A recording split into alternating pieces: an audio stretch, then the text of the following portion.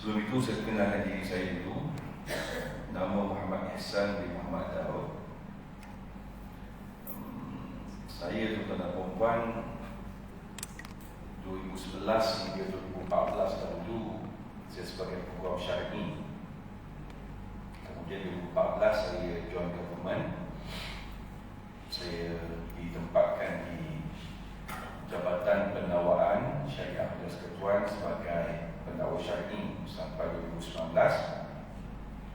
dan 2019 sampai sekarang berkhidmat di Jabatan Kehakiman Syariah Negeri Sembilan sebagai pendaftar. Jadi background saya daripada 2011 dahulu sampai sekarang banyaknya berkaitan dengan undang-undang keluarga Islam dan berkaitan dengan undang-undang kesalahan jenayah syariah. Itulah tempat baik. Pada pagi ini tuan-tuan dan puan, saya diminta oleh pengerusi untuk kita berbincang berkaitan dengan satu tajuk yang mana pada saya tuan-tuan dan puan perlu tahu, iaitulah berkaitan dengan tuntutan harta sepencarian. Baik. Bila berlaku kematian, perkara pertama yang mesti diselesaikan adalah pengkebumian si mati. Maka isu pengkebumian ini tuan-tuan dan puan, tuan-tuan kena lebih berhati-hati kerana banyak hukum yang berkaitan dengan pengkebumian. Kalaulah si mati itu dia ambil khairat kematian di surau ini, dan dia juga ambil khairat kematian di masjid. Jadi ada dua lah. Maka surau ni bagi 2,500 contoh, masjid sana pun bagi 2,500, total 5,000. Maka nak urus jenazah tadi, kita katalah memerlukan kos banyak 3,000. Maka baki berapa? 2,000. Maka 2,000 itu jangan pula memandai-mandai kita membagikan pusaka, kerana khairat kematian tidak termasuk dalam harta pusaka yang ditinggalkan oleh si mati. Itu satu. Kemudian yang kedua, setelah mana diselesaikan pengkebumian, kita mestilah menyelesaikan hutang piutang yang ada dengan si mati. Orang berhutang dengan dia berhutang dengan orang. Contoh orang berhutang dengan dia, maka tuan-tuan puan, apa perlu buat? Ambil harta dia, bayar. Berapa banyak? Habiskan setakat mana yang orang menuntut tadi. Kemudian ada orang kata, kalau saya bayar guna harta si mati Ustaz, licin harta dia. Dia biar licin. Kalau licin harta dia Ustaz, bahagian saya macam mana? Dia fikir bahagian dia. Jadi tak ada fikir dah bahagian kita, sebab kita kena fikir tentang bahagian si mati. Sebab apa? Sebab Nabi SAW bersabda, nafsul mu'mini mu'allaqatu bidainihi hatta yuqda anhu.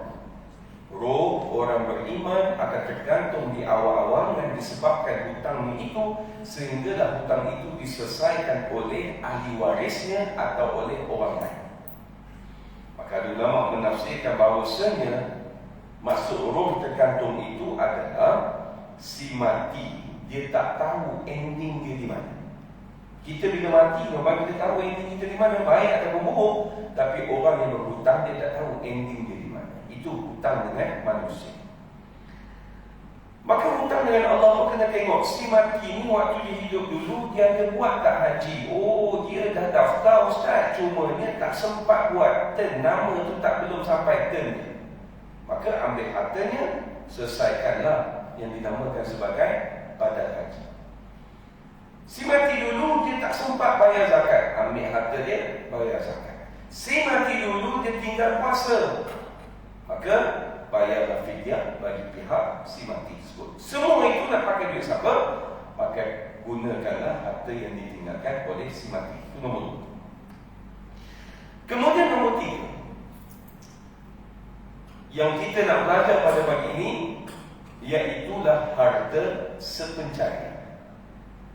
Dan nombor 4 adalah wasiat yang dibuat oleh si mati waktu dia hidup. Dan nombor 5 barulah faraid. Jadi 5 benda ni tolong ikut satu persatu. Ikut dia punya turutan. Bukan habis nombor 1 pergi lompat nombor 5, tak boleh.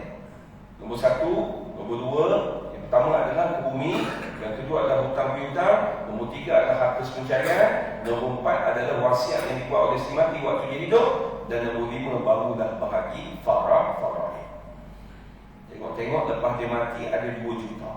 Maka lalulah nombor 1, nombor 2, nombor 3, nombor 4, tinggal 200,000. Maka faraid ni adalah 200,000, bukan lagi 2 juta tersebut. Baik, pada pagi ini kita nak tengok yang nombor 3. Maka bila disebut harta sepencarian, tuan-tuan kena pegang kaedah ini dan tuan-tuan tak akan sesat. Apa namanya? Apa-apa harta yang diperolehi dalam tempoh perkahwinan antara suami dan isteri.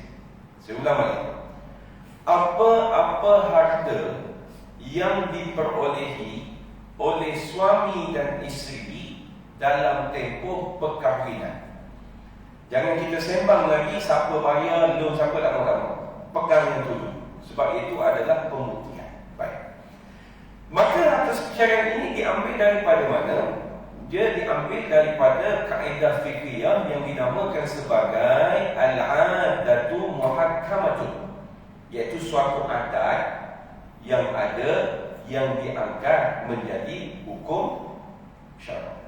Jadi adat yang ada ini diangkat menjadi hukum syarak dalam kaedah fiqhiyah yang dinamakan sebagai al-'adat muhakkamah. Baik. Maka harta sepencarian ini tuan-tuan boleh dituntut bila? Dalam 3 keadaan. Yang pertama, bila mana berlakunya kematian. Yang kedua, bila mana berlakunya perceraian. Yang ketiga, bila mana berlakunya poligami. Jadi 3 keadaan ini, maka berlaku sahaja salah satu di antaranya, maka bolehlah pasangan itu menuntut harta sepencarian. Baik. Maka siapakah yang boleh menuntut? Jawabnya adalah suami atau isteri. Jangan ingat bila sebut harta sepencarian hanya orang perempuan saja boleh menuntut. No, suami pun boleh menuntut. Sebagai contoh, kita katakanlah berlakunya perceraian. Bila mana berlaku saja perceraian, habis saja tempoh iddah tadi, pasangan itu menuntut rumah. Dipanggil apa sini? Persia. Rumah apa ni? Larai. Larai. Okey, tuntut rumah di sini. Baik. Siapa yang menuntut? Bekas isteri tadi. Maka rumah ni dah dibayar ke belum? Belum lagi Ustaz, dalam loan. Baik. Maka rumah ini siapa yang bayar? Suami dia bayar Ustaz. Isteri dia tak bayar sebab isteri dia adalah suri rumah. Okey. Rumah ini dibeli bila? Rumah ini Ustaz dibeli setelah 5 tahun perkahwinan. Rumah ni ada tak bahagian kepada bekas isteri? Jawabnya adalah ada. Walaupun si isteri itu tidak bayar. Kenapa? Sebab kita pegang pada kaedah tadi, rumah ini dimiliki dalam tempoh perkahwinan suami dan isteri itu tadi. Tak kira siapa bayar tak bayar, belum sembang. Baik. Dia ada hak tak untuk menuntut? Ada. Maka bila mana dia ada hak untuk menuntut, pada ketika inilah perlunya pemfailan di mahkamah syariah. Kalau tuan-tuan duduk di sini di Putrajaya, mahkamah mana berbidang kuasa? Mahkamah Tinggi Syariah Putrajaya. Macam saya tinggal di Nila. Kalau saya nak buat tuntutan di mana? Adakah boleh di Putrajaya? No, di Seremban. Kita katakanlah IC saya, IC Penang sebagai contoh, Pulau Pinang. Saya tinggal di Nila. Maka mahkamah mana berbidang kuasa? Iaitu tempat di mana kita bermastautin. Walaupun kita kahwin di Sabah dulu, kita tak bercerai. Kita tinggal di mana? Di Putrajaya. Cukup dengan di Putrajaya. Tak payah balik dah ke Sabah. Itu disebut bidang kuasa. Baik. Maka bidang kuasanya adalah Mahkamah Tinggi Syariah di Putrajaya. Maka siapa yang menuntut itu namanya adalah plaintiff, dan siapa yang dituntut itu namanya adalah defendant. Macam kes tadi, isteri adalah plaintiff, suami adalah defendant. Baik, apa yang mahkamah nak? Yang mahkamah nak adalah pembuktian. Pembuktian dari sudut apa? Dari sudut sumbangan. Baik. Tapi Ustaz, isteri dia ni tak bekerja pun. Isteri dia tak bayar walaupun 1 sen. Maka sumbangan yang akan dilihat ini adalah sumbangan secara tidak langsung. Sumbangan secara langsung satu perkara yang lain. Sumbangan secara tidak langsung ditakrifkan apa dia si isteri bagi si isteri tadi, dengan adanya dia zuriat, dengan adanya dia rumah tangga terjaga, dengan adanya dia makan minum suami terjaga, dengan adanya dia baju suar digosok dan sebagainya. Itu sumbangan secara tidak langsung. Yang kedua adalah sumbangan secara langsung. Apa contoh? Dua-dua bekerja, dua-dua pakai loan sama-sama, nama bersama. Yang ni tolak 700.5, yang ni tolak 700.5. Kemudian renovate dapur. Mana risik Acong tak ini yang renovate dapur kita dan sebagainya. Maka itu adalah sumbangan secara langsung. Selalunya kalau sumbangan secara langsung, mahkamah akan beri selalunya lah 50% ke atas. Tapi Ustaz, rumah ni masih dalam loan. Okey. Bila masih dalam loan, bagaimana pengakhirannya? Contoh, mahkamah kata bekas isteri mendapat 50%, suami dapat 50%. Okey, rumah ni berapa harga value sekarang? Kita katalah 400,000. Hutang tinggal berapa? Hutang lagi 200,000. Maka ada dua pilihan. Kena bertanya kepada dua-dua ini, siapa nak rumah? Dia kata saya tak. Harga value semasa berapa? 400,000. Dah bayar berapa? 200,000. Maka 200,000 menjadi milik suami, 200,000 menjadi milik isteri. Kalau suami nak rumah tersebut, maka suami kena bayar bahkan isteri tadi. Oh, saya tak ada duit, saya nak bayar bahagian ni 200,000, nak cekau mana? Maka jawabnya adalah jual rumah tadi, tolak hutang dan sebagainya untuk bagi selesai. Tak boleh kalau tak jual. Mesti jual sebab kita tak mampu.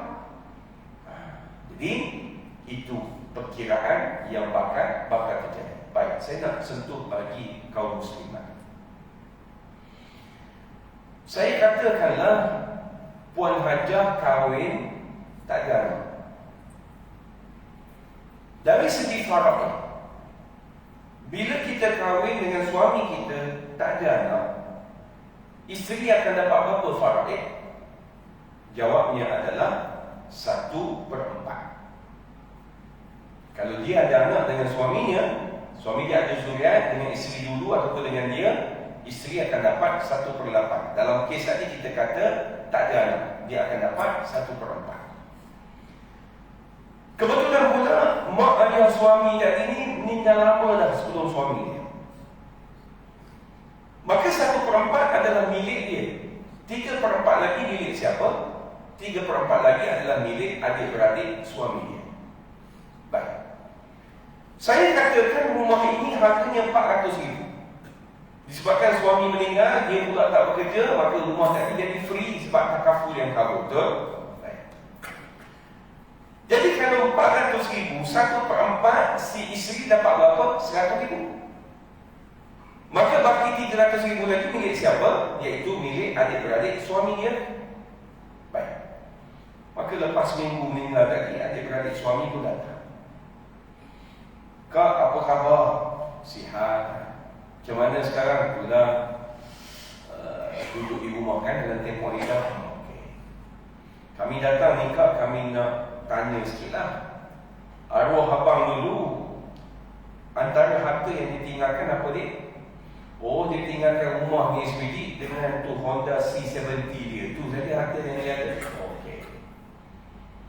Jadi motor tu tak apalah, kami beri pada Kak lah, sebab kita jual pun dalam 750. Kalau motor tu lah. Okay. Jadi kami nak tahu lah Kak, rumah ni kalau ikut faraid akak dapat 1/4 tau. Kami 3/4. Habis tu jadi kami nak hak kami. Apa maksud nak hak ni? Okey. Akak nak duduk ke rumah ni? Nak. Okay. Rumah kalau akak nak duduk rumah ni, bahagian akak 1/4, akak 100,000, bahagian kami 300,000. Jadi akak kena bayar bahagian kami 300,000. Akak nak bayar lah aku, akak bukan duit pun. Saya tak tahu itu masalah akak ni. Kami datang ni bab hukum akak ni, bukan bab lain ni. Tiba-tiba dia jadi ustaz awak tu. Bab hukum ni. Akak tak ada dia. Kalau akak tak ada mudahnya akak, apa nak buat? Akak jual rumah ni. Dapat 40,000 nanti, 300,000 bagi pada kami, 100,000 ambil bahagian akak. 100,000 nak cari rumah kat mana? Saya tak tahu 100,000 tu akak punya pasal lah. Yang penting bahagian kami ni hukumnya akak dia buat baik. Kalau penimpan dia buat macam apa tu? Baik. Apa nak buat? Kita dah bincang tadi ada 5 perkara. Faraid nombor 5. Yang dia datang itu dia bersembang nombor 5. Maka kita nak rumah sebut, kita nak lebih, kita nak 1/4, kita nak lebih pada itu, maka tuntutlah harta sepencarian. Maka dino mahkamah tadi, tengok-tengok mahkamah kata hak kita separuh daripada rumah tersebut. Bila separuh daripada rumah tersebut, rumah tadi 400,000, bahagian harta sepencarian kita dah ada 200,000. Baki tinggal berapa? 200,000. Kita dapat pula 1/4 faraid daripada baki 200,000 tadi. Banyak ke sikit? Banyak. Tapi bila sebut harta sepencarian ni, dia bukan semudah ABC ya. Bukan semudah ABC. Kenapa? Sebab bila mana pergi ke mahkamah syariah, si isteri tadi, kakak ipar tadi akan jadi plaintiff, dan adik-beradik suami tadi akan jadi defendant. Adik-beradik ada orang, sebagai contoh ada 8 orang, maka akan ada 8 defendant. Kita seorang lawyer, 8 tadi lantik seorang satu lawyer. Lawan pula 8 lawyer. Berdebatlah di mahkamah. Itu contoh yang berlaku. Sebab itu puan ajar, yang mana yang ada, tak kisahlah dalam live legal yang ada di surau ini, kita kena bijaksana. Apa maksud bijaksana? Kita kena ligat sikit. Ligat dari sudut apa yang bakal berlaku dan apa yang patut kita tahu. Sebagai contoh berlaku kepada kawan Mak, ini cerita sikit. Suami dia kerja kerajaan, ranger, pegawai hutan di Kelantan. Jadi suami dia kata pada isteri, aku ni kena pergi kerja sebelum subuh. Jadi kena masak sebab aku nak makan, nak buat makan. Isteri tak bekerja, maka dia pun buatlah untuk suami dia, untuk suami tercinta, dia pun masak. Jadi setiap hari dibuat perkara yang sama. Maka ditakdirkan Allah Ta'ala suami dia mati. Bila mana suami dia mati kan, dia baru tahu yang suami dia ada 2 orang isteri. Redha je lah, sebab ditipu hidup oleh suami tadi. Kemudian yang kedua, rumah yang dia duduk tadi, suami dia telah pindah nama kepada isteri nombor 2. Yang pertama ditipu, yang kedua ditipu buat kali ketiga. Maka setelah mana kejadian ini berlaku, dia tinggal sekarang di mana? Dia tinggal di rumah sewa, anak-anak bayar setiap bulan. Rumah tadi, isteri kedua ambil. Kenapa dia tak pergi mahkamah syariah, Ustaz, untuk harta sepencarian dan sebagainya? Tuan-tuan, dia orang kampung. Sebut mahkamah tu kata untuk orang ini, itu tak apa. Nak lantik peguam, sebut peguam pun terbelit lidah tuan-tuan dan perempuan. Tak, lawyer, kan? Terbelit lidah. Saya tak tanya perempuan ajar, kalau perkara ini berlaku pada perempuan ajar, perempuan ajar ada tak masa untuk sedekahkan Fatihah atau Yasin buat suami dia? Geng masing-masing. Tak.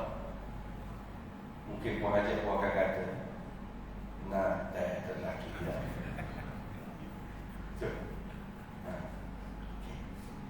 Kenapa saya kata begini? Kita kena tahu suami kita ni ada seorang isteri ataupun dua orang isteri. Kenapa saya kata begitu? Berapa ramai yang bernikah di Thailand tak declare lagi di Malaysia. Bahkan ada dalam surau ni tak. Betul? Dia tak kata sekarang, dia kata bila mana mati. Dan kita kena juga ada perancangan. Kenapa? Kita kena tahu kedudukan kita ni bagaimana. Okey, kedudukan saya. Contoh saya. Saya ini bakal mewarisi harta siapa? Saya bakal mewarisi harta mak saya, ayah saya, isteri saya, anak lelaki saya 4 orang. 7 orang. Mati saya salah seorang ni, saya adalah salah seorang pemilik harta mereka. Kemudian ada kata saya meninggal. Siapakah yang akan mewarisi harta saya? Iaitulah isteri saya, ayah saya, mak saya, anak saya 4 orang lelaki. Jadi orang ni saya yang akan mewarisi. Kenapa adik-adik saya tak dapat? Sebab saya masih lelaki, ada ayah. Sekalipun ayah saya meninggal, saya ada anak lelaki. Anak lelaki saya bukan seorang, 4 orang tuan-tuan. Kenapa? Sebab bila mana kita ada ayah ataupun anak lelaki walaupun seorang, mereka ini memahjubkan, menghalang daripada waris yang seterusnya akan memperoleh harta pusaka kita. Dalam surau ini, adakah semua sama macam saya? Sudah confirm tak sama. Ada orang kahwin tak ada anak. Ada orang tak kahwin-kahwin. Ada orang kahwin ada anak, anak perempuan saja. Ada orang waktu bujang dulu dia terlanjur, dia ada anak tidak sah taraf. Ada orang tak ada anak, ambil anak angkat. Ada orang dia ambil anak susuan dan sebagainya. Jadi berbeza-beza. Maka bila berbeza-beza, maka perancangan pun mestilah berbeza-beza. Tapi sangat rugilah bagi orang yang mana dia tak belajar dalam bab ini. Kenapa? Sebab dia sangkakan dia mati lambat lagi. Dia duk rasa dia lambat lagi. Tapi hari ini semalam pun berlaku kematian kepada sahabat saya, staf bawahan dia, penghantar notis makam. Ni umur 40 tahun. Kenapa? Kencing manis. Dia dah tangkap buah pinggang. Tapi betul kan bila orang nak mati ni, dia jadi segar sekejap, pada sementara. Segar tu mana kata dia dah start boleh main handphone, balas WhatsApp, tengok malam semalam meninggal tuan-tuan. Hari ini macam-macam kan. Jadi perancangan yang kita perlu faham, yang kita perlu belajar adalah dengan kita belajar dalam bab faraid. Dan bab ini tuan-tuan dan puan-puan, saya katakan di sini tak ramai orang minat. Kenapa tak minat? Sebab kita memikirkan bahawa belajar faraid ini adalah ilmu untuk orang mati. Salah tuan-tuan. Ilmu ini untuk orang hidup. Orang hidup ni kenapa? Sebab dia yang akan uruskan harta pusaka yang ditinggalkan oleh si mati tadi. Setengah orang, bila mana dia kata, oh itulah tengok ahli waris dia duduk ganggu harta pusaka, kesian pada si mati. Tuan-tuan jangan kesian pada si mati dia dah tamat dah kehidupannya di dunia. Kesian pada yang hidup ni tak lagi urus. Itu cerita dia. Dia pula kaitkan dengan si mati. Si mati hampir dah berdoa. Sebab itu perkara yang kita perlu faham. Hakikat kehidupan kita ni tuan-tuan, apa benda yang tuan-tuan ada di dunia ini, bila mana berlaku saja kematian. Tuan-tuan beli rumah di sini kan, tuan-tuan bayar berapa sebulan? 1,200 sebulan. Tuan-tuan bayar ke insurans berapa? 600 sebulan. Tuan-tuan bayar motor skuter 500 sebulan. Bagi contoh, bila mana berlaku saja kematian, maka apa benda harta yang ada di dunia ini tuan-tuan yang tuan-tuan atas nama tuan-tuan dan puan akan berpindah secara otomatik, secara percuma kepada ahli waris tuan-tuan. Sebab itu dia tak ada istilah sedekah lepas mati. Tuan-tuan nak sedekah hari.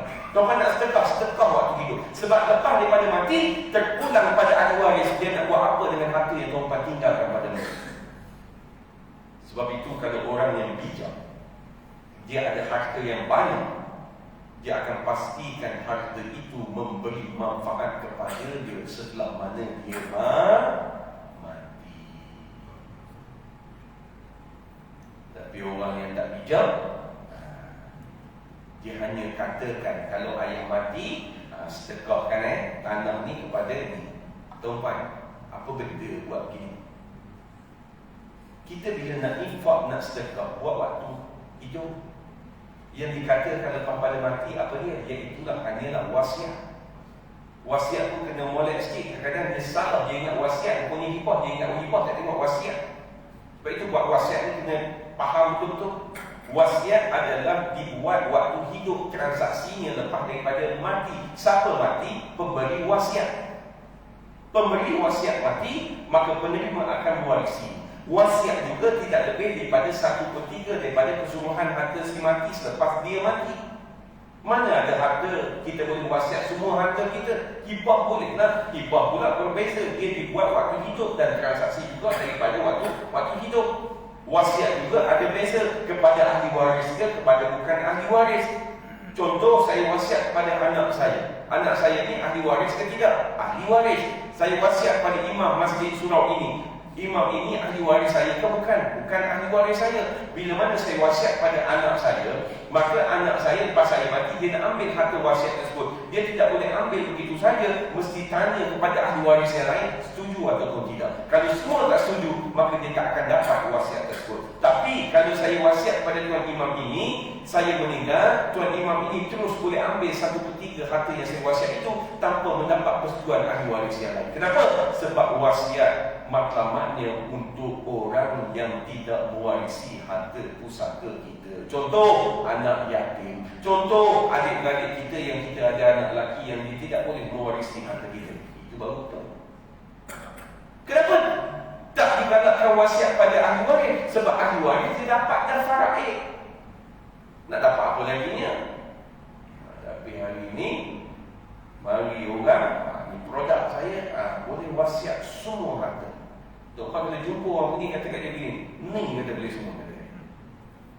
Sebab hari ini tuan-tuan, kadang-kadang kita menjual produk ni pun satu hal juga. Saya paling menyampah bila mana orang jual produk ni, dia kata apa? Okey, dia faraid ni, dia susah, dia menyusahkan. Jadi, buat ni lah, ambil produk saya.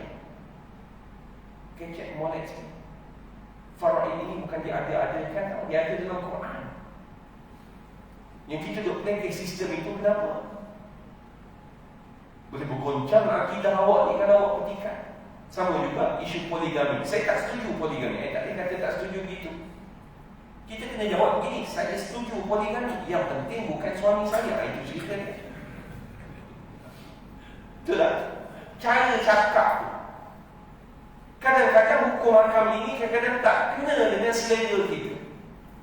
Maka walaupun tak kena dengan selera kita, maka kita kena akur. Tak ambuni kita itu kepada hukum hakam yang telah ada. Sebagai contoh, solat subuh wajib. Kenapa tuan-tuan haji perempuan ada datang ke surau pada pagi ni? Solat saja di rumah. Dah kata namanya solat. Sama tak? Sama. Tapi kenapa datang? Sebab tahu ganjarannya cukup besar. Kalau kita cerita dalam bab khusyuk, antara solat berjemaah dengan solat seorang, mana lebih khusyuk kalau ikut logik akal? Seorang. Di tempat mana yang paling khusyuk? Dalam gua, bukan di rumah. Betul tak kau? Tapi takut hantu lah pula ni.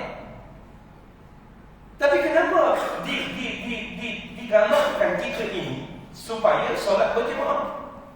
Kenapa disebut solat berjemaah? Rupa-rupanya bila solat berjemaah tadi, ukhuwah kita makin cantik. Kita datang dalam keadaan kita follow pada tuan imam kita. Tuan imam kita rukuk, kita rukuk. Tuan imam kita sujud, kita tak melebihi dia. Walaupun pangkatnya lebih rendah pada kita, gajinya lebih kecil daripada kita. Sebab kita ada satu suasana, satu hikmah yang mana bila ada seorang pemimpin hadapan, kita wajib untuk ikuti. Kemudian kita datang dengan keadaan kasih sayang. Kita datang, kita tengok kanan dan kiri kita ni. Barangkali tengok muka dia tak apa nak cantik ni. Ada masalah begini, ada masalah boleh saya bantu. tanya kita betul lah, ada masalah tak boleh saya bantu. Betul lah pula kita yang tukang tanya tu lah, tak cukup 1,000, boleh pinjam 1,000. Jangan, 1,000 tak ada, 50 ada. Itu pula lah tuan-tuan dan puan. Itu kena. Tuan-tuan dan puan yang dirahmati Allah sekalian. Kalau kita tengok di Malaysia ini, perbalaan berkaitan dengan harta pusaka banyak ke sikit? Kalau saya suruh angkat tangan masing-masing, saya rasa separuh daripada jemaah hari ini, separuh akan angkat tangan ada masalah. Barangkali tak pada dia, adik-adik dia, pak betul dia, pak saudara, mak saudara dan sebagainya. Macam isu yang saya katakan tadi,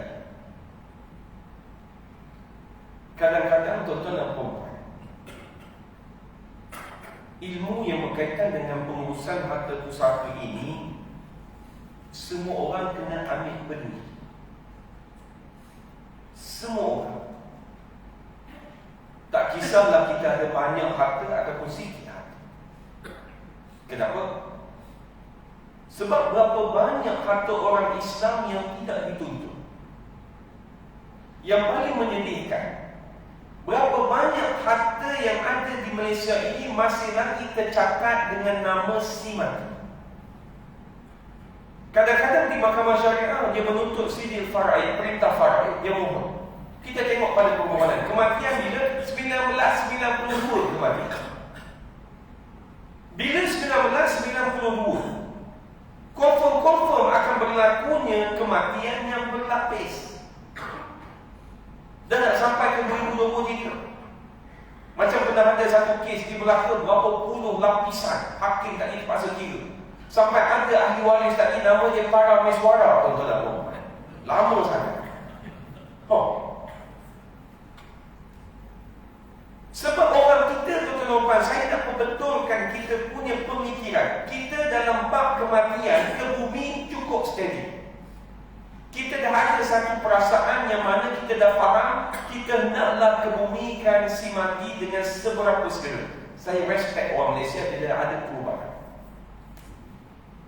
Tapi bila bab mengurus harta pusaka, dia lemah, dia slow. Kadang-kadang mati hari ini, minggu depan ahli waris seorang ni kata, jomlah kita urus harta ayah kan dah meninggal dah seminggu dah ni. Maka akan ada di kalangan ahli waris, dia kata apa? Kau tahu tak kubur ayah merah lagi, kau dah sembang bab harta. Apa benda ni? Tak boleh kita kata kubur merah tak ada kena mengena dengan harta pusaka. Tapi kita 3 tahun baru mula, 5 tahun baru mula, dokumen tak mana lah. Ada juga di kalangan kita, tuan-tuan dan puan yang mana dia kata apa? Dia kata kebun buah ayam ni kita jangan bahagi pusaka. Kita biar nama si mati. Kenapa? Sebab orang nak mari ambil, silalah kan, tak ada masalah. Kita punya keturunan sampai 7 keturunan semua boleh guna. Kita biar dengan nama si mati. Apa benda ni? Tuan-tuan, contoh kebun durian Musang King sebagai contoh, si mati tinggal. Siapa ahli waris dia? Contoh 5 orang. Maka 5 orang ini siapa? Anak dia. 5 orang ini dijadikan sebagai apa? Sebagai pemilik pada harta itu. Dia tak tukar lama. Maka setiap kali musim untung 10,000. Maka bahagi 5 orang. Seorang berapa? Seorang 2,000 sebagai contoh. Ditakdirkan Allah Ta'ala daripada 5 orang ini seorang mati. Daripada 5 seorang mati. Sekarang ini berapa orang pemilik? Siapa jawab 4? Dia keliru. Matematik 5 tolak 1 memang 4. Faraid bukan. Kenapa? Sebab asalnya 5, seorang mati, maka ahli waris tadi akan bertambah. Yang mati tadi, satu pula ahli waris ni. Bagi contoh ahli waris yang ada 5. Nah, 4 campur 5, bahagian si mati ni dah 5 orang, dah 9 orang dah. Mati pula seorang lagi, nah masuk pula 5. Itu yang kadang-kadang asalnya ahli waris ada 5, disebabkan kematian berlapis dia jadi 25. Maka kalau seorang mati, Income dapat 10,000. Kalau yang 4 orang ini dia makan 4 orang saja, dia tak beri pada ahli waris yang mati tadi, maka jawab dia tuan-tuan perempuan, yang 4 orang ini dia telah makan harta yang seorang ni tadi. Yang dia makan itu harta halal, harta haram. Harta haram tuan-tuan.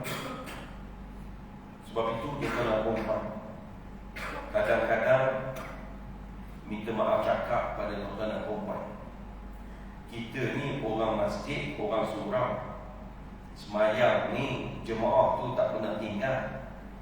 Tapi tuan-tuan dan perempuan, kita makan harta haram disebabkan tak ada pengetahuan kita tentang itu.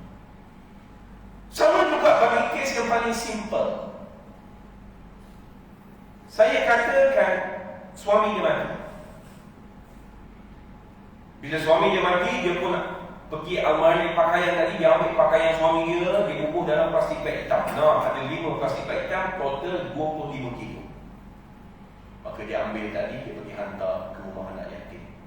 Dia pergi hantar ke rumah orang susah. Dia kata mudah-mudahan mengalir pahala buat si mati. Soalan saya, siapa yang benarkan dia pergi hantar? Kedua, mana dia tahu mengalir pahala buat si mati? Dan Ustaz, benda baik Ustaz. Pakaian itu adalah termasuk dalam harta pusaka yang ditinggalkan oleh si mati. Dia adalah bukan pemilik kesemuanya. Maka dia kena tanya ahli waris lain, bagaimana kalau dia nak hantar rumah anak yatim. Maka dia tanya, ahli waris semua nak tak pakaian ni? Tak nak. Oh, kalau gitu saya hantar rumah anak yatim. Kami cakap tak nak dia, tapi kami nak duit. Tak boleh hantar rumah anak yatim, hantar ke kedai bandar, dapat duit bagi. Itu pun dah berapa ramai yang kantor. Ini belum lagi kita bercerita tentang barang kemas.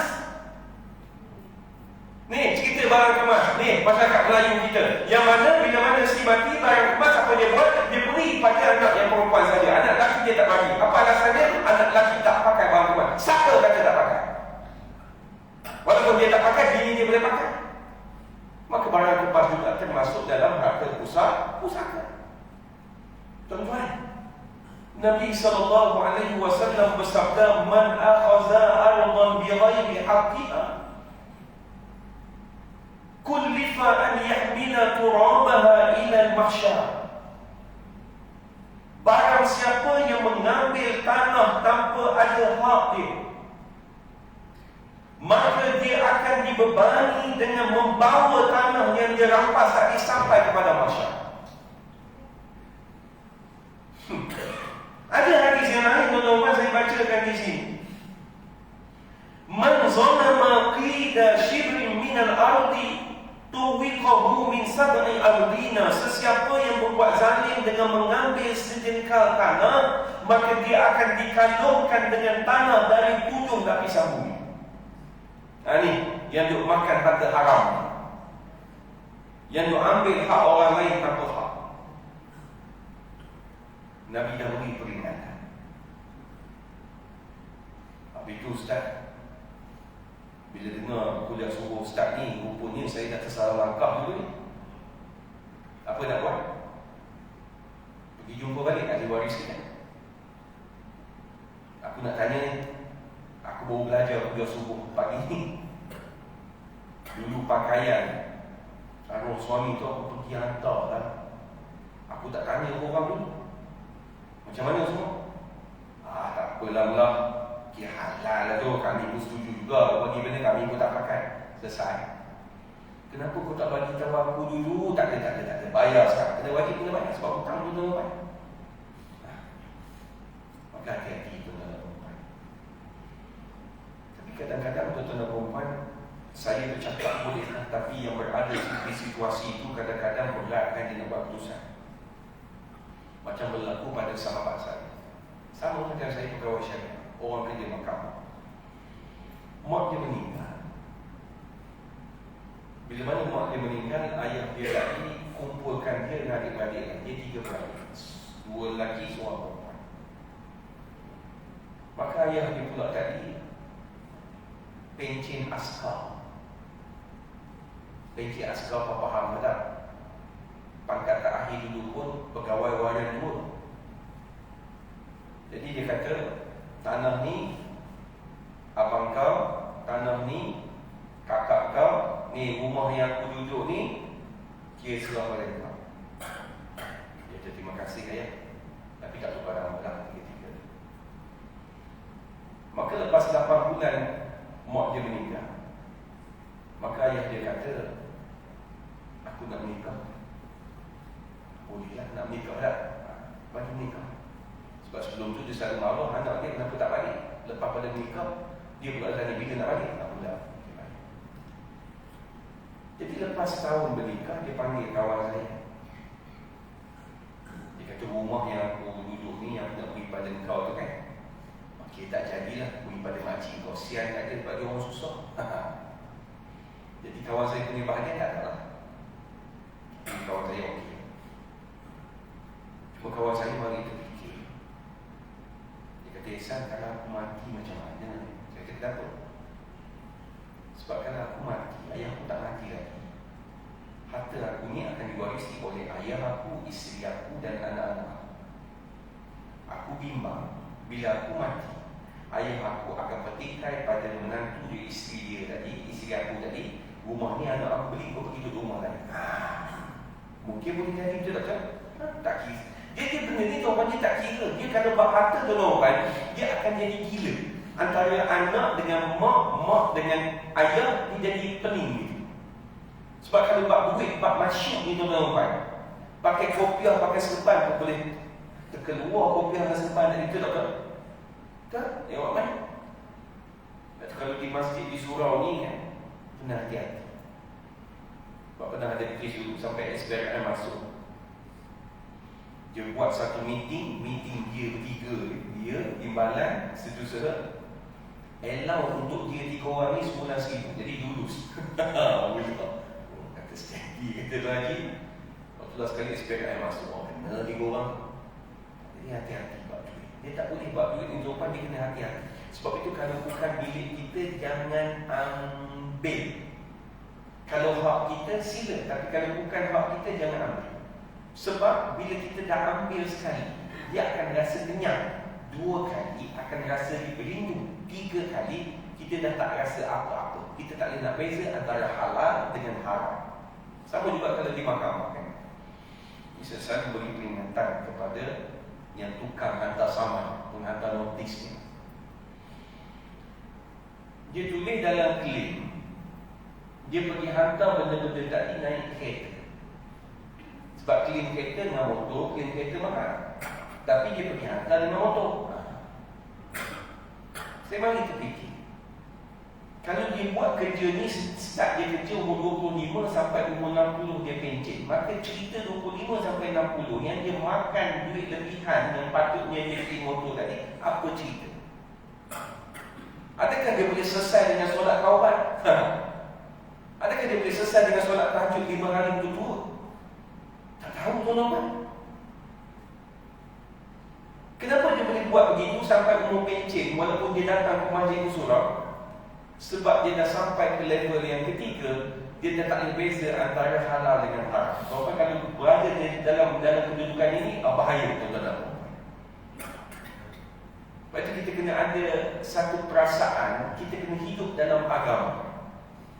Macam saya kan, saya minta maaf, saya parking kereta depan ni, tak apa ke? Boleh, tapi bukan dalam garaj luar. Kalau kena maki kan, saya syangka tak telefon. Pakai ada pakai penceramah sini?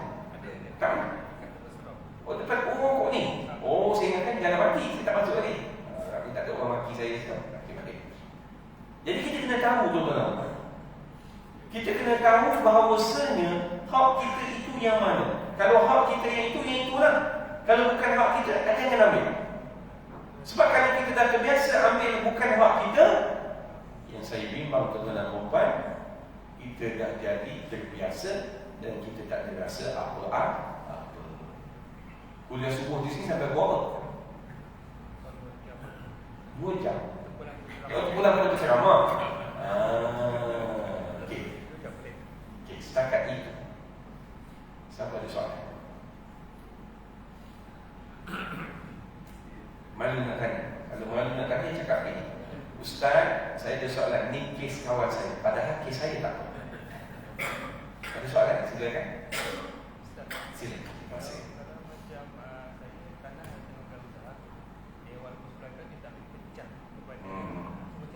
Terima kasih.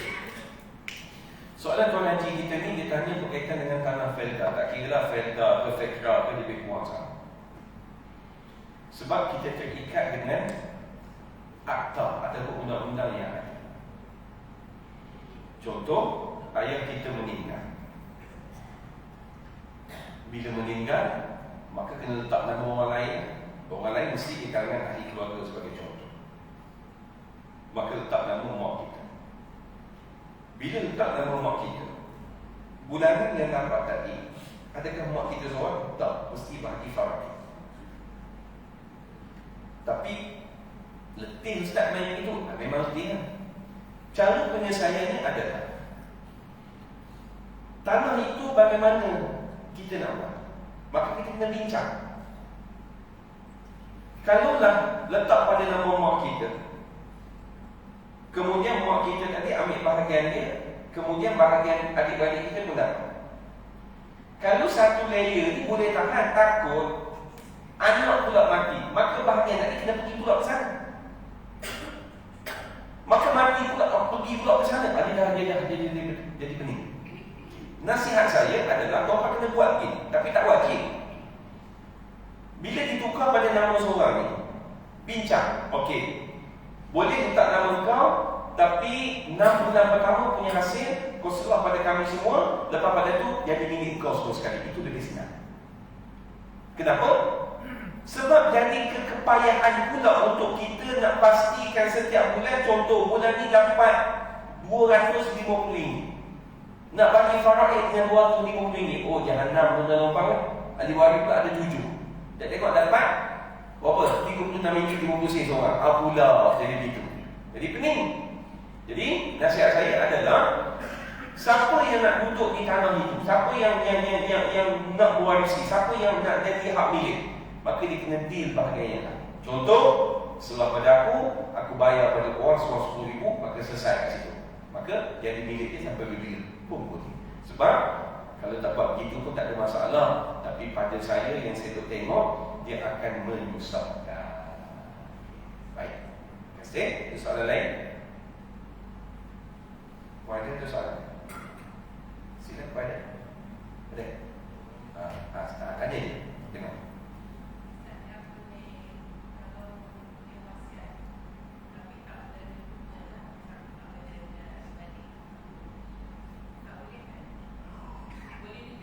Terima kasih. Pengajar ni tanya, kalau wasiat secara verbal tak buat secara dokumentasi, boleh diterima ke tidak? Baik. Wasiat ini betul-betul perempuan. Dia adalah mesti ada pemberi, penerima harta yang diwasiatkan, kemudian setiap orang yang bercakap, yang memberi dan yang menerima. Jadi konflik perkara empat ini selesai. Tapi saya buat contoh. Suami Puan Hajar, dia wasiat kereta Mercedes C180 pada saya. Dia kata, Ustaz, saya wasiat pada Ustaz. Maka saya berkata, saya terima tu lagi.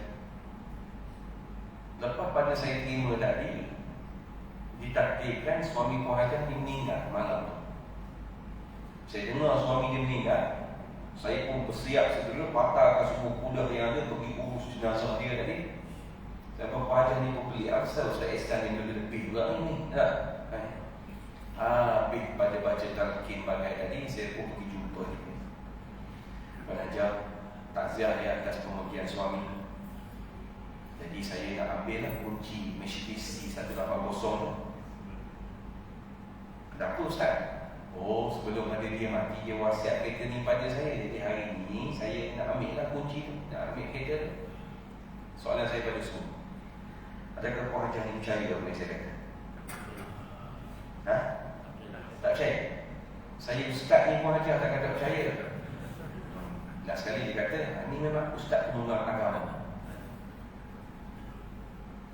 Berlaku tak wasiat? Laku kan?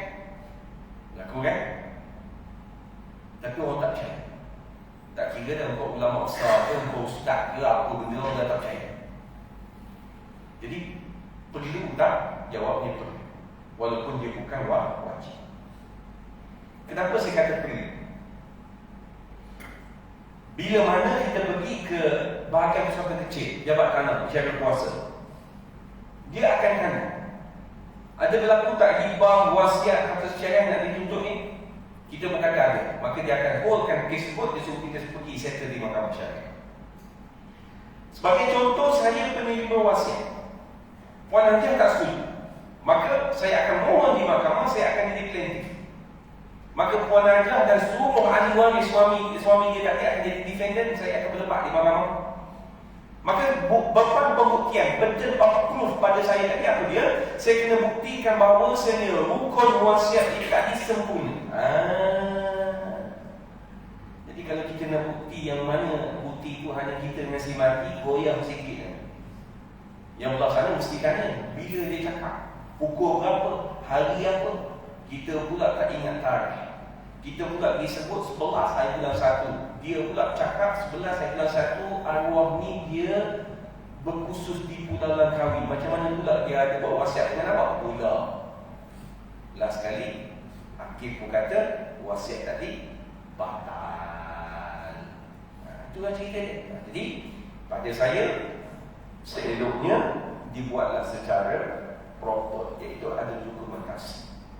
Dokumentasi, tak kisah orang sendiri ke dengan lawyer ke apa semua, ada deklarasi wasiat, ada tanda tangan pemberi penerima dan saksi orang. Kemudian suruh dia sumpah ke, setiap hasil ke, kemudian foto state bagi pada ahli waris yang lain. State, itu tak betul?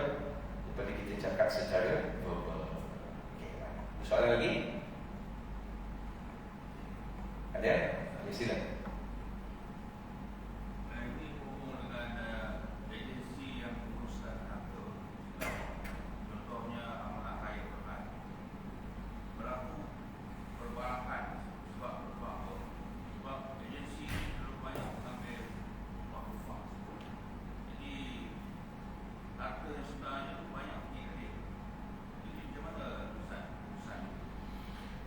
Soal kita menggunakan agensi-agensi ini, dia mengambil persen. Jawabnya boleh tidak? Boleh, sebab itu adalah yang dia nak untuk urusan dia. Habis itu kalau tak pakai agensi ni boleh? Boleh. Mohonlah sendiri. Tapi nak mohon sendiri ni bukan semudah ABC lah. Ambil nombor kan? Tak cukup tu, tak cukup ni. Adakah kita boleh mohon sendiri? Boleh, tak ada masalah. Tak ada masalah pun kita nak mohon sendiri. Buatlah. Cumanya ikut kepada keselesaan.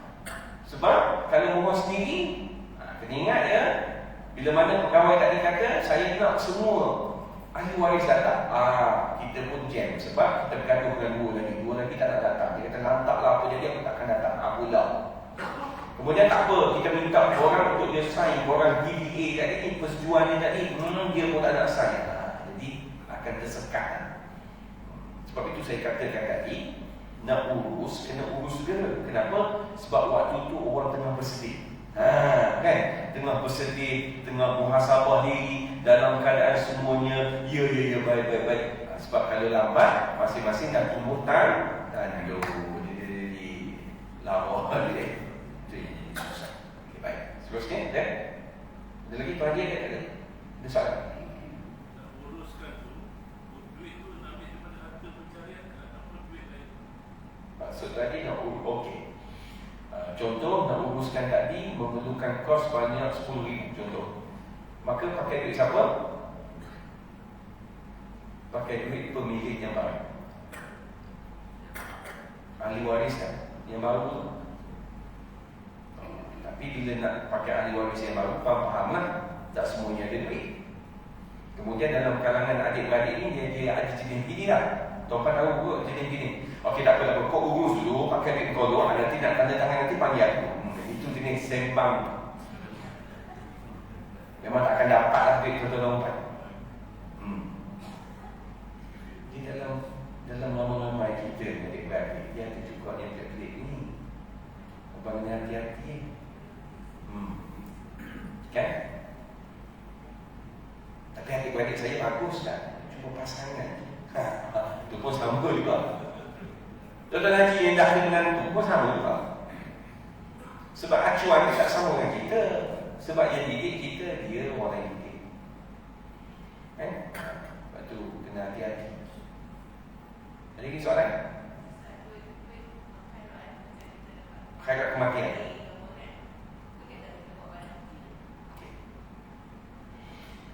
Bila sebut khairat, dia sama juga dengan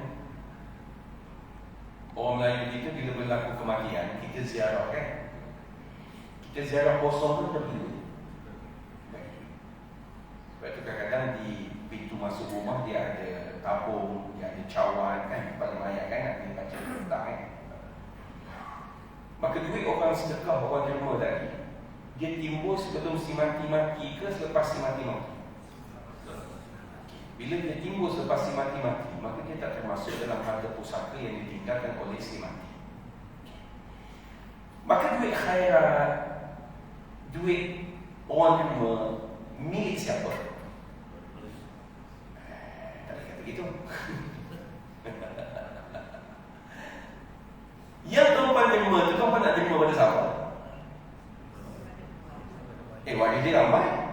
Kalau RM5 ada 10 orang, kita bagi seorang RM2 senang. Sebab itu kena jelas kita buat kutipan di perwakilan ni nak sebab pada siapa. Ni kadang-kadang kita buat di perwakilan, kita kata nak bagi pada keluarga. Si mati, waktu dia mati dibawa kepada rumah mak dia. Kita pun serah pada mak dia. Bila mana dah selesai ke bumi bagai, isteri si mati jumpa mak bertua. Mak ada tak orang bagi duit hari tu, nak guna dah mak sementara nak urus harta pusaka abang ni. Tak, duit tu orang bagi pada aku, tak bagi pada engkau. Sudah. Gaduh tak isu ni? Gaduh Sebab itu kita kena jelas, kita nak beri kepada siapa. Okey, kita buat kutipan ni kepada anak-anak si mati. Pergi jumpa mak dia, ni untuk anak si mati. Ni, kami buat kutipan ni untuk isteri si mati. Pergi jumpa, ni memang untuk awak seorang, bukan untuk orang lain. Baru betul. Sebab orang lain kita, dia jahanam dalam bab ini. Beri pada yang ni, dia kata dia punya. Okey. Soalan Puan Nadia tadi, khairat kematian ni nak buat apa? Terpulang. Sebab dia bukan harta pusaka. Jadi sebagai contoh, kita bincang-bincang, kita kata nak buat tahlil, nak buat kenduri arwah. Buat pakai dia tu sila. Kita bincang-bincang, kita kata, ahli keluarga kata, kita buatlah untuk badan haji semati pun boleh. Tak ada masalah. Nak pakai harta si mati pun lagi boleh, tak ada masalah. Sebab itu hak dia. Sebab dia hutang Allah Ta'ala, dia tak selesai lagi tu. Jadi boleh. Tak ada masalah. Soalan lagi? Ya. Macam saya, hubungan abang saya, dia masuk Ramadan dan tahun kedua selepas kahwin. Dan sekarang ni, bila dah kematian, ayah saya mati, untuk urusan tanah, kami dah bagi semasa hidup, selesai lah. Cuma dari segi harta sepencarian ibu, dia Harta sepencarian itu dituntut ketika sebab mak saya bawa pasal lewat dalam dia nak tuntut kata? dia tak tuntut lah. Tak tuntut tak ada. Dia mesti dengan tuntutan. Tak semestinya dia macam yang 1, 2, 3 tadi. Dia harta sepencarian ni tuan-tuan. Sebab itu bila ayah kita mati, tanya mak kita nak tuntut tak? Dia kata tak nak, cukup habis cakap ke? Dia mesti dengan tuntutan. Dia bukan wajib bagi. Dia mesti dengan tuntutan. Ada tuntutan, maka mahkamah akan buat keputusan. Itu je lah. Contoh ada tuntutan, mak nak. Di kalangan kita semua setuju, itu pun boleh. Tapi kalau dia kata dia tak nak, maka tak ada lah. Cuma kita masalah ni kita tanya ke tidak, dia nak tak nak. Dah mak kita pula tak belajar juga bab-bab ni. Kita tak sebut lagi, dia tak tahu. Sebab tu kita kena tahu, bila mana abang kita mati, kakak kita mati, kena tanya dulu pasangan dia, nak tuntut tak harta sepencarian. Kalau nak, sila pergi buat. Kalau dia kata tak nak, maka cukuplah setakat itu saja, maka teruslah jam kepada faraid tadi. Okay, baik. Sekadar itu saja tuan-tuan. Kita berjumpa lagi di lain waktu dan lain ketika. Mudah-mudahan boleh disampaikan pada pagi ini memberi gambaran yang jelas. Cumanya bagi membuktikan tuan-tuan dan puan nak belajar dalam bab ini, saya nak tuan-tuan dan puan beli buku. Bukan buku saya tak tulis. Tuan-tuan buka di Shopee, taik dia apa ni, harta pusaka apa-apa yang ada, faraid, beli sebiji tu. Tak baca pun tak apa, yang penting beli dulu. Faham tak? Sekurang-kurangnya ada tempat rujukan. Kenapa? Sebab sembang bab ini, tuan-tuan jangan buat main. Tuan-tuan salah sikit je, maka risiko untuk tuan-tuan berada di lembah dosa itu cukup luas. Sebab dia berkait dengan harta. Sebab bab ini kita boleh ikut ini. Dia bukan mesti ikut logik akal dan selera masing-masing. Dia mesti bab hukum. Saya katakanlah dalam bab paling mudah, iaitu ustaz kami dah menyembang dah semua sekali, kami nak bagi sama rata. Boleh tak bagi sama rata? Boleh. Masalahnya sama rata yang dibuat itu adakah bersetuju di mulut tapi tak setuju di hati. Kenapa? Sebab saya gali dan isu ni panjang lebar. Sebagai contoh, kita ada ahli waris 5 orang adik-adik. Maka abang suruh kita tadi panggil semua sekali adik-adik.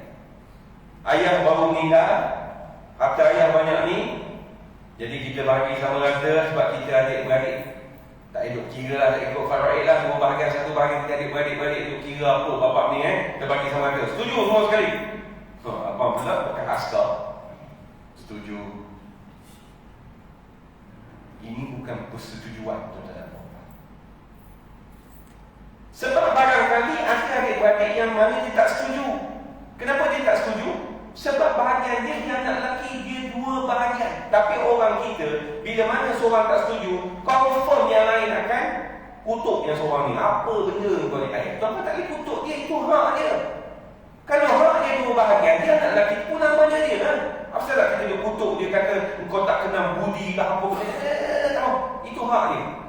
Sebab itu saya cukup tak suka tuan-tuan dan puan bila mana nak bagi pusaka sama rata dengan jalan tadi. Sebab itu guru saya Dr. Soleh meninggal tak? Dia meninggal dah, anak murid dia ada.